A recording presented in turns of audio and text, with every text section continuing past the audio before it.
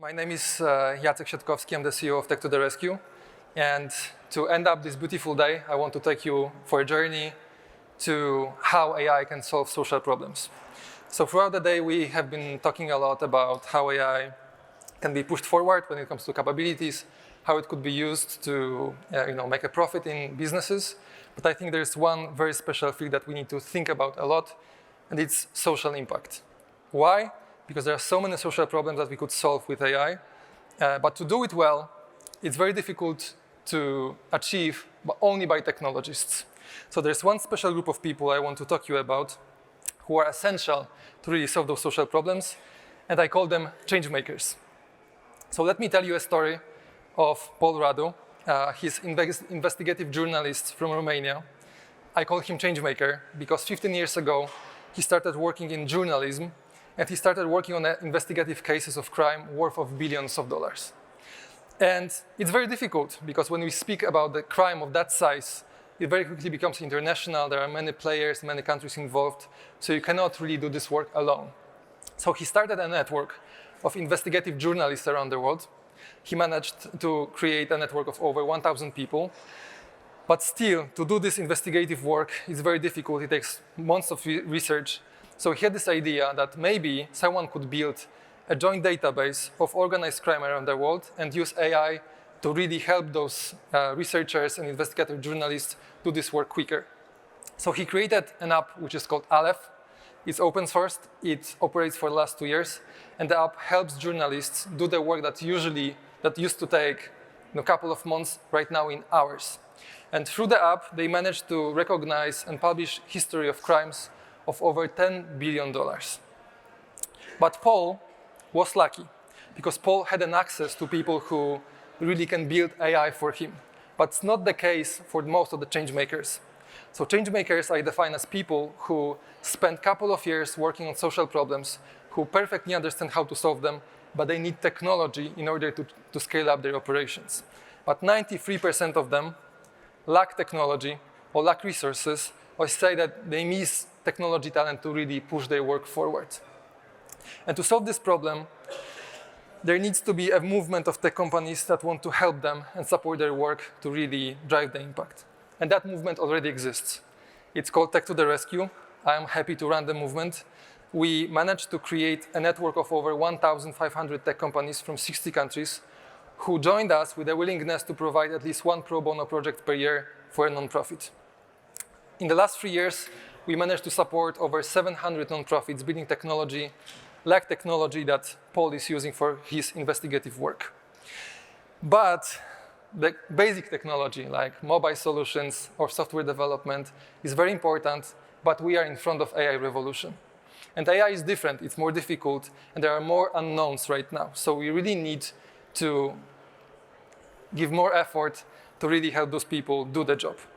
And I'm happy to announce today that Tech to the Rescue, together with the generous support of Google.org and AWS, launches a program which is called AI for Changemakers. So together, we join forces to create an ecosystem that will enable some of the world's greatest nonprofits to do social impact work.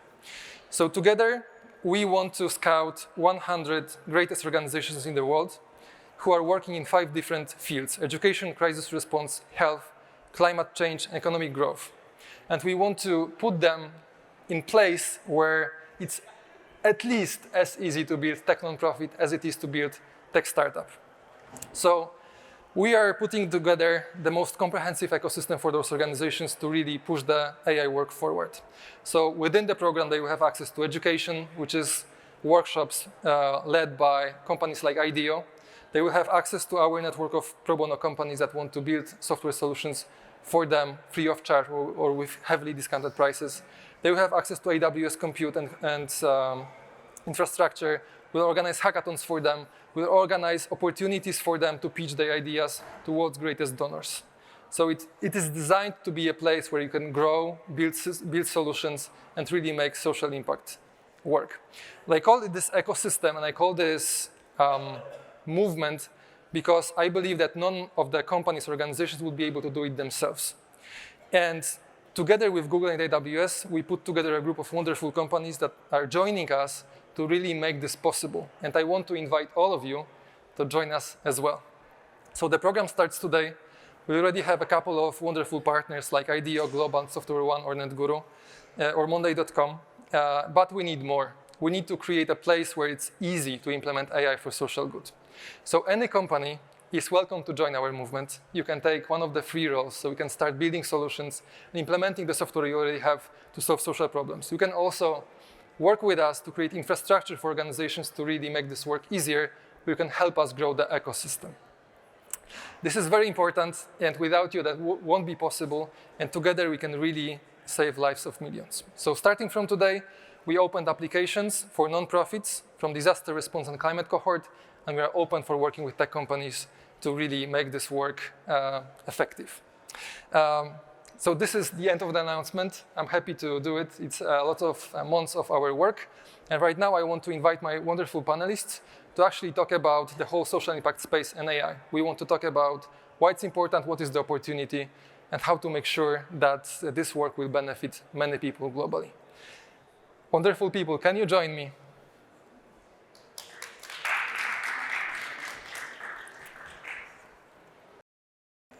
So these are the real people. Not all images actually match real faces, but I assure you that these are the real people, not AIs that we have in the picture. That's AI gone rogue.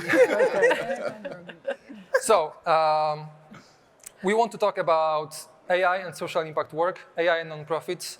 We believe that it's essential to implement AI in nonprofit organizations to really push the work forward. We want to talk about what is the opportunity, what are the challenges, and how the business can support. I have some of the greatest people working in the field in the whole world, so I'm happy for that.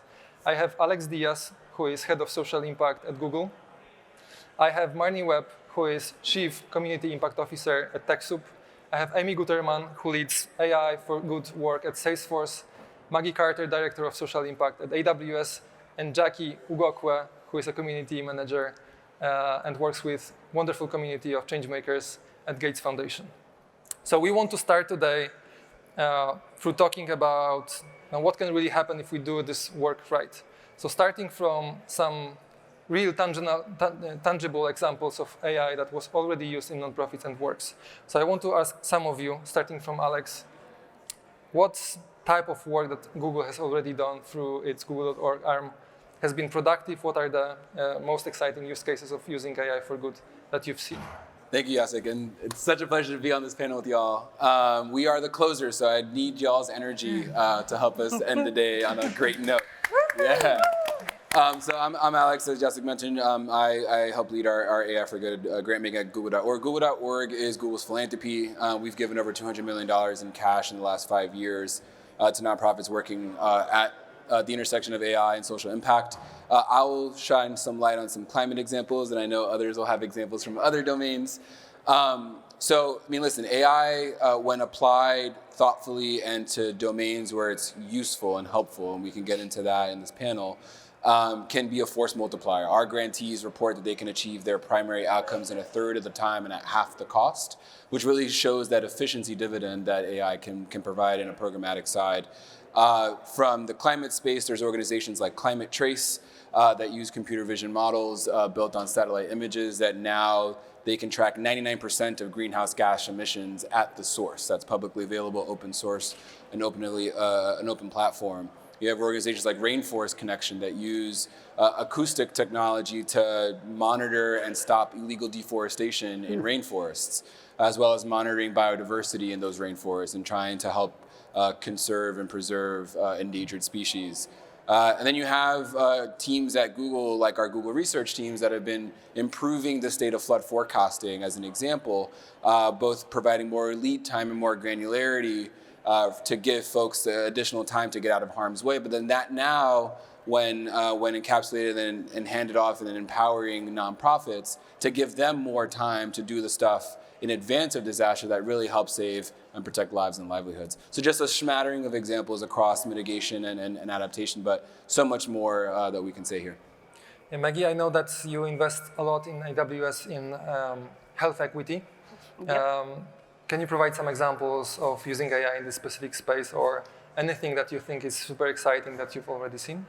Yeah, so AI is the most transformative technology of our generation. And what we're seeing in the social impact space is AI, and more so Gen AI, has the power to really fuel, empower nonprofits and social enterprises in the great work that they're doing.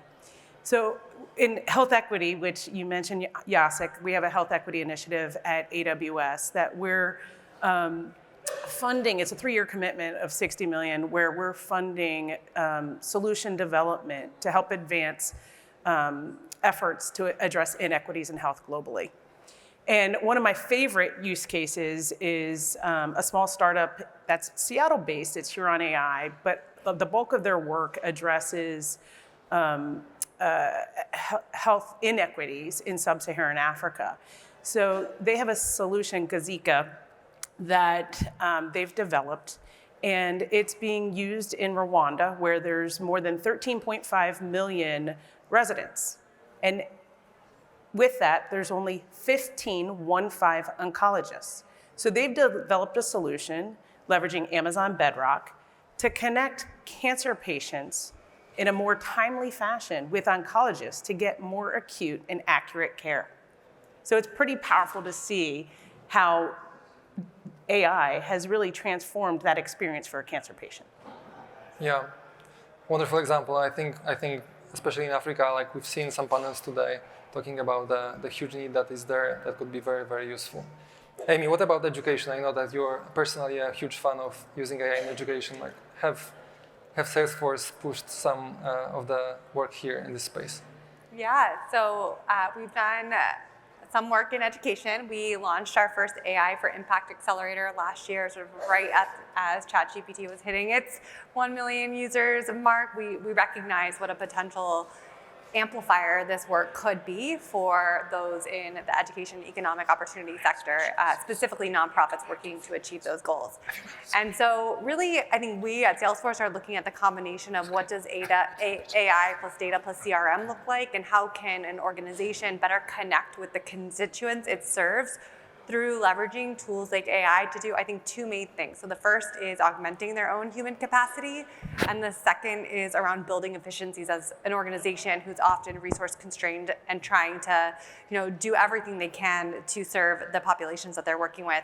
And so there's 2 examples I'd love to share. The first is this amazing organization, Teacher Development Trust, and they develop training modules for teachers, largely in the UK, to help them understand how to manage classrooms. And what's surprising is it actually can be pretty lonely to be a teacher. You're isolated in your classroom, the only adult. You don't often have somebody observing or providing any kind of feedback to you in real time.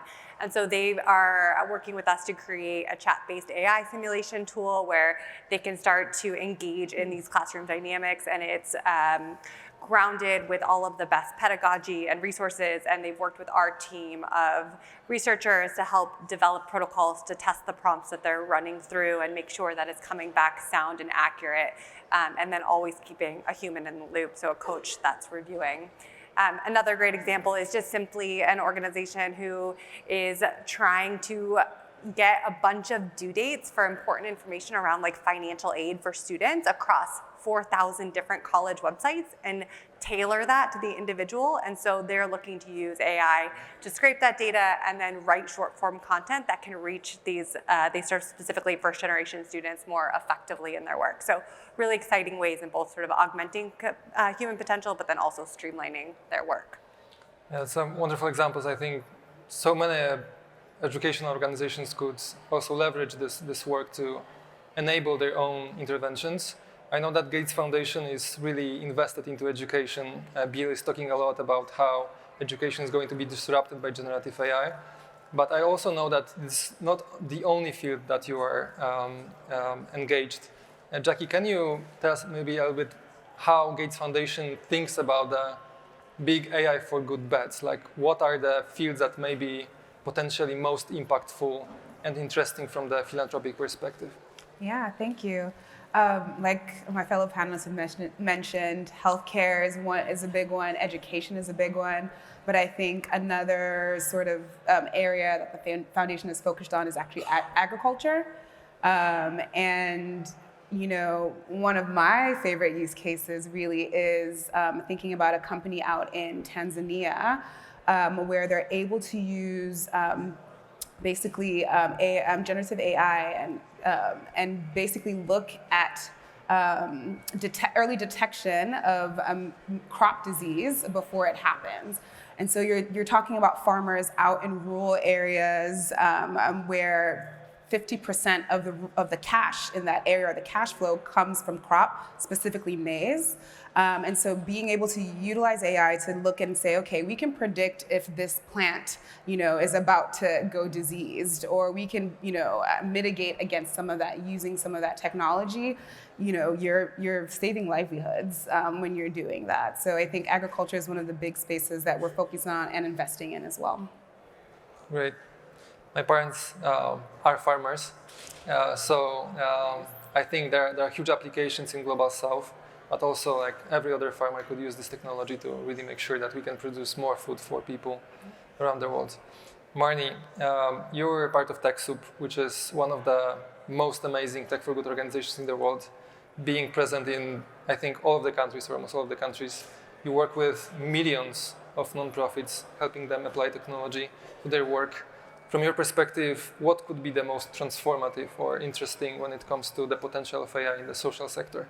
Yeah, I think a couple things that are the most interesting, like across the board for organizations, is the ability to use AI to identify specific communities that aren't thriving in the way that others are. So they can identify pockets of population, and with that, start to identify and target resources either at the hyper-local level, because just there's some reason that population isn't thriving, or to say, actually, this is an indicator of a systemic inequity.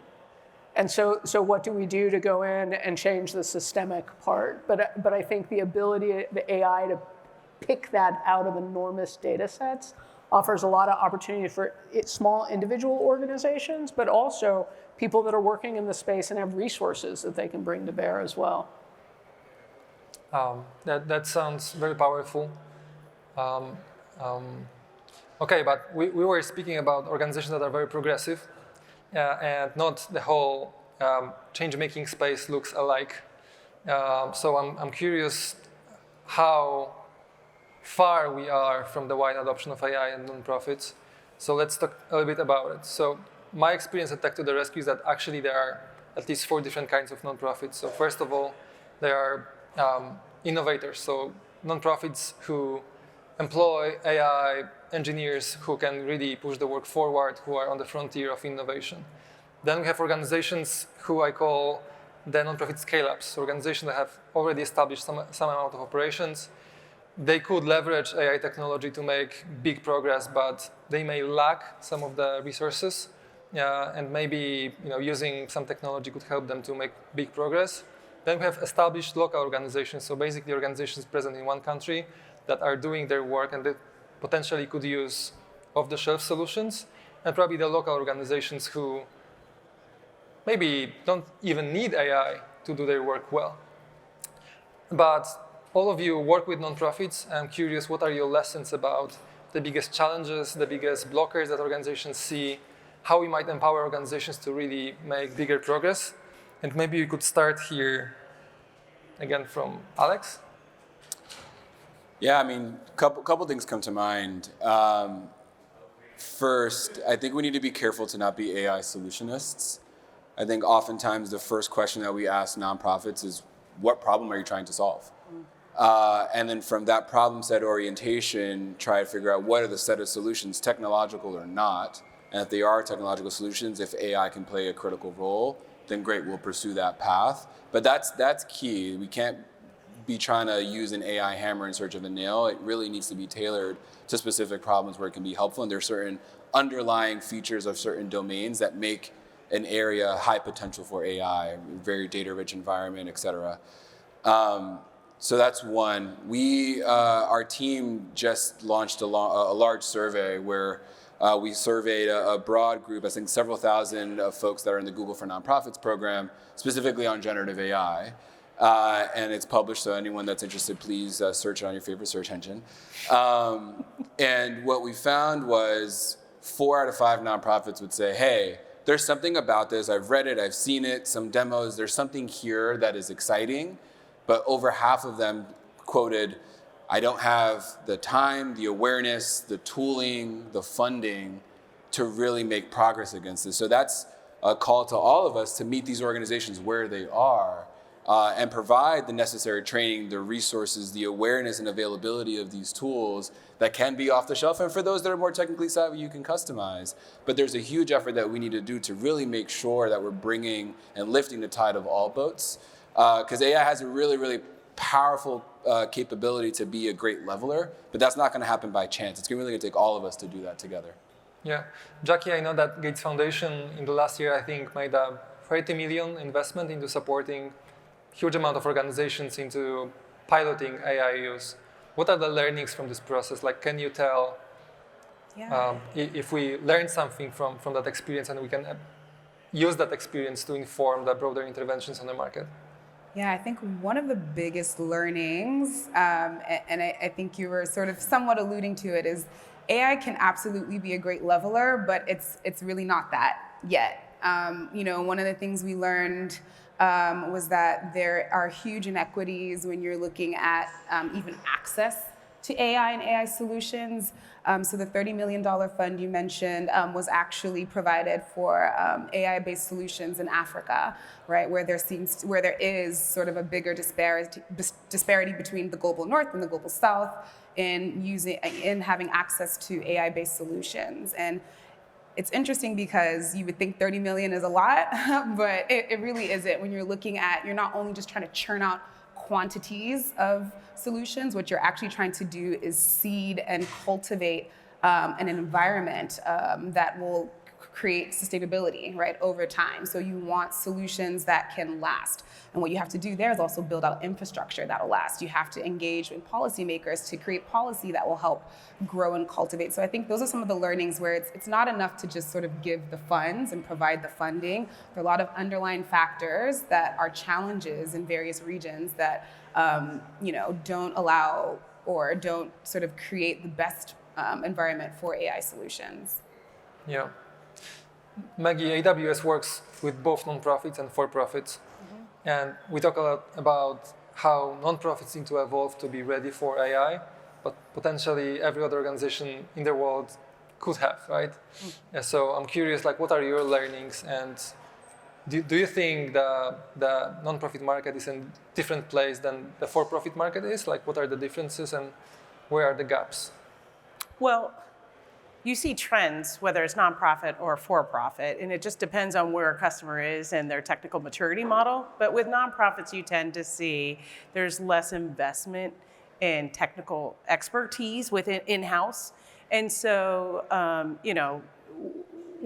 some of the gaps that you find are access to education and skilling and access to technical expertise. So that's why partnerships with other organizations and private sector, like those of us at the table here, are critically important because you can help teach them to fish, right? Through mentorship and through training programs that are offered. At Amazon, we launched last year an Amazon AI Ready program that provides training about AI. Up to 2 million individuals we are committed to training, just to better understand from a baseline, from a responsibility standpoint, the importance of AI and acting responsibly. And then we have training and certification programs as well about how to build and deploy sustainable solutions. So we spoke a little bit about the funding, the readiness, the access to talent. Amy, I know that within the Salesforce Accelerator for nonprofits, I think they have them all, right? What is happening when they have them all? Yeah, right, correct. In our AI for Impact Accelerator, we're providing product, unrestricted grant funding, and pro bono experts from Salesforce to surround these organizations and support them in both thinking strategically about their solutions, making sure that AI is the right fit for that problem that they're trying to solve, to your point earlier, all the way through to thinking about is their data clean enough? Is it organized enough? Do they have it stored in the right way to be able to access it? And those are really powerful sets of skills for organizations because, as others mentioned, a lot of organizations don't have that talent in-house. It's really expensive to hire AI talent, especially in today's market when all of your major corporations are vying for that same talent, frankly. And so to be able to provide that support to help grow the capacity within an organization so that, sure, even if this project that they're working on that they've proposed fails, they still leave learning something new. And so we see our role intentionally as being risk tolerant. We want to provide the room and the flexibility for these organizations to grow, to try something, to experiment that they otherwise may not have been able to do for lack of resources, lack of capacity, whatever the reason is. But I will say, I think the number one thing we've offered, and I've said this many times already, is the pro bono support. They come for the funding, they stay for the pro bono support. It's like very powerful what can happen when you partner all these different diverse perspectives together and skill sets that can unlock for the organization. Pro bono support again and access to talent, but Marnie, that would be very difficult to provide pro bono services to 1 million organizations, right? So what are your learnings from the perspective of the ecosystem, right? Working with millions of nonprofits. Yeah, I think that, what we think about, so most of the organizations that we help in a given year have a budget of under 1 million US, no matter what country they're in, US, Germany, Kenya, Brazil, and obviously in some countries that top number is much lower, right, than 1 million, but they're small relative to their economies of the country that they're in. Their budget relative to their local economy for technology is less than a high-end laptop annually. And so, when we think about their context, the tools and expertise are often out of cost for them. They can't afford that staff person. They can't afford the monthly user license. So we're thinking more and more, how do you put together collectives of organizations so that you can meet their needs as a group and not just as an individual organization, right? What does it look like when you start building geographically bound communities of purpose that can share and benefit from some of these models? But there's a lot of nonprofit funding that make that hard. They're often competitive with those other organizations that would be in their community of purpose. Yeah, but it sounds like we all need to do more to create this ecosystem that can support those organizations because the potential award is huge, right? So let's talk about what is the role of business. We are at the Enterprise AI conference. Starting with Maggie this time, what are the specific things that AWS commits to do to make sure that social impact organizations can leverage AI for the best? Yeah. What is the responsibility of business? I think that's what we're representing, the commitment that our companies have. But what AWS is doing specifically is we have many programs that nonprofits and social enterprises can tap into. One is our AWS Nonprofit Imagine Grant program, which is access to unrestricted cash grants, marketing support, and then pathways to technical support as well through our Gen AI Innovation Center, which recently launched. And that's where we teach a nonprofit to fish. So hands-on skills development where we have technical staff they're building a solution side by side with the nonprofit. So those are some of those that stand out. And then specific to health, we have our AWS Health Equity Initiative that really doubles down in addressing inequities in health through our technology, focusing primarily on sub-Saharan Africa and Latin America, where we see some of the greatest need. Yeah, so education for most of the organizations, and then investing specifically with all the tools in some specific fields that are of the most interest. That's right. Amy, from your perspective and Accelerator, what do you think? What companies should do to really help the whole society leverage AI for the most?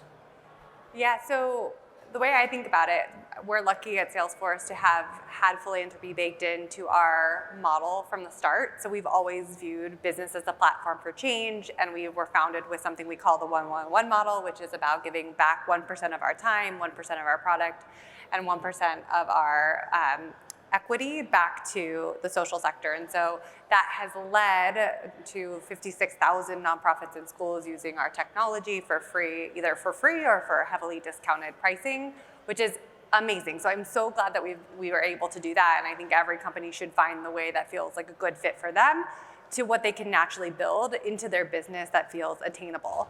For AI specifically, I think there's a couple of areas that come to mind. So first, I think about trusted AI.